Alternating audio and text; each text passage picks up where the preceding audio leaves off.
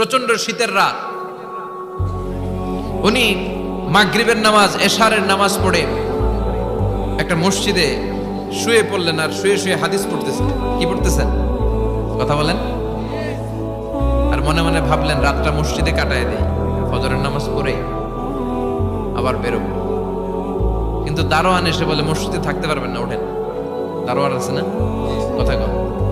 আহমদ ইবনে হাম্বল বললেন আমি শুধু রাতটা থাকতে চাই, আমি তো ফজরেরও মুসল্লি, ফজর নামাজ পড়বো তো এই মসজিদে, আমার থাকতে দাও। দারোয়ান তো দেয় না, এটা মসজিদে থাকার জায়গা না, যান মিয়া। উনি যে আহমদ ইবনে হাম্বল এটা চিনে নাই, থাকতে দেয়। কি করবে এখন? উনি কাঁথা গুছিয়ে হাদিসের কিতাব নিয়ে কাঁধের মধ্যে ব্যাগ নিয়ে মসজিদ থেকে বেরোয় গেলেন। কি আর করবেন, প্রচন্ড শীত, আর কাঁপতেছেন, বুড়ো মানুষ।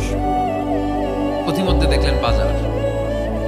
বাজার একজন খাব্বাস, শাবুন খাব্বাস, যুবক রুটি বিক্রেতা।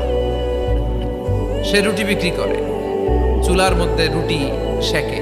সে যে সালাম দিল আসসালাম আলাইকুম, যুবক বলে ওয়ালাইকুম আসসালাম। আহমদ ইবনে হাম্বল বলে যুবক আমার যাওয়ার জায়গা নেই, সফরে বেরিয়েছি, খুব শীতে কষ্ট পাচ্ছি, রাতে যদি তোমার এই চুলা থেকে একটু আগুন পোহাই কোনো সমস্যা? যুবক বলে না না সমস্যা না, আহলান ওয়া সাহলান, খোশ আমদেদ, আসেন আসেন, আপনি আগুন পোহাইলে আমার সমস্যা কি? সুবহানাল্লাহ পড়েন। আল্লাহ শুকরিয়া করে উনি বসলেন আর আগুন পোহাচ্ছেন। আর খেয়াল করলেন যুবক রুটি বানায় আর পরে আস্তাগফিরুল্লাহ, রুটির দলা বানায় পরে আস্তাগফিরুল্লাহ, খামির বানায় আর পরে আস্তাগফিরুল্লাহ, রুটি নিয়ে উনুনের ভিতরে চুলার ভিতরে সেকা দেয় আর পরে আস্তাগফিরুল্লাহ, দোকানদারের কাছে কেউ আসলেই সে রুটি দেয় আর পরে আস্তাগফিরুল্লাহ, ক্রেতার কাছ থেকে টাকা নিয়ে ক্যাশ বক্সে রাখে আর কি পড়ে, আবার রুটি বানানো শুরু করে আর কি পড়ে, খালি এটাই পড়তেছে। ইমাম আহমদ ইবনে হাম্বল তো অবাক, কিরে এটা আবার কেমন যুগ, খালি আস্তাগফিরুল্লাহ। উনি প্রশ্ন করলেন যুবক ঘটনা কি? আসার পর থেকেই তোমার দেখতেছি তুমি রুটি বানাও, রুটি বিক্রি করো আর পড়ো আস্তাগফিরুল্লাহ, মালাকা ইয়া শাবাব। যুবক বলে আস্তাগফিরুল্লাহ আমার সবচেয়ে বেশি পছন্দের আমল, আমি সব সময় আঠার মতো ইস্তেগফারের সাথে লেগে থাকি আর সব সময় পড়তে থাকি আস্তাগফিরুল্লাহ, আর এর বদৌলতে আল্লাহ আমারে মুস্তাজাবুদ দাওয়া বানিয়ে দিয়েছে। সুবহানাল্লাহ। আহমদ ইবনে হাম্বল তো অবাক, আনতা মুস্তাজাবুদ দাওয়া, তুমি মুস্তাজাবুদ দাওয়া, রুটিওয়ালা।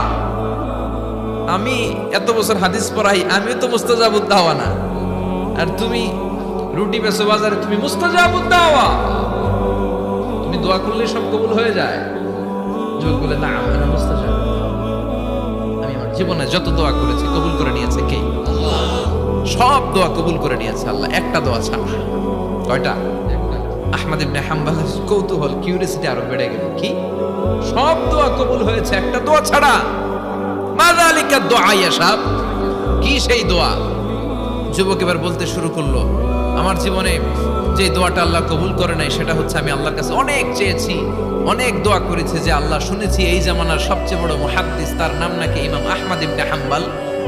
আল্লাহ তোমার কাছে আমার চাওয়া আমি যেন এই ইমাম আহমদ ইবনে হাম্বলের দেখে মরতে পারি, আমি যেন ইমাম আহমদ ইবনে হাম্বলের হাতে হাত রেখে মুসাফা করতে পারি আর তার কপালে একটা চুমু এঁকে দিতে পারি। আহমদ ইবনে হাম্বল আবেগপ্রবণ হয়ে গেলেন, চোখের পানি ছেড়ে দিলেন, বললেন যুবক তোমার এই দোয়াটাও কবুল হয়ে গেছে। আহমদ ইবনে হাম্বলের দেখা সাক্ষাৎ পাওয়ার জন্য আহমদ ইবনে হাম্বলের বাড়িতে তোমার যাওয়ার দরকার নাই, আহমদ ইবনে হাম্বল তোমার দরবারে ছুটে এসেছে। আনা আহমদ ইবনে হাম্বল মুহাদ্দিসুদ দাহর, আমি নিজেই আহমদ ইবনে হাম্বল। যুবক চোখের পানি ছেড়ে দেয়, আহমদ ইবনে হাম্বল চোখের পানি ছেড়ে দেয়। যুবক চিৎকার মেরে ইমাম আহমদ ইবনে হাম্বলকে জড়িয়ে ধরে, হাতে হাত রেখে মুসাফা করে, কপালের মধ্যে চুমু খায় আর আল্লাহর শুকরিয়া করে বলে ও ইমাম, আসলে এই দোয়াটাও আল্লাহ আজকে কবুল করে নিল। বিশ্বাস হয় সবসময় ইস্তেগফার পড়লে আপনার দোয়াগুলোর এইভাবে কবুল করে নিবে কে?